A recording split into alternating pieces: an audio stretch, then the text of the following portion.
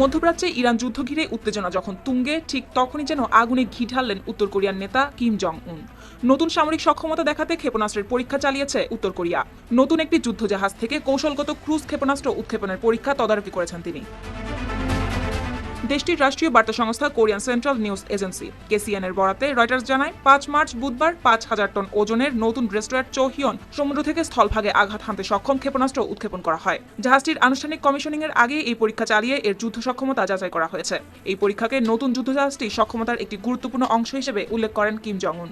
সেই সাথে তিনি একই শ্রেণীর বা আরও উন্নত যুদ্ধজাহাজ তৈরির আহ্বান জানান। তিনি বলেন, পানির নিচে ও পানির অন্য দিক থেকে আঘাত হানার জন্য এটি নৌবাহিনীর শক্তি দ্রুত বাড়াবে।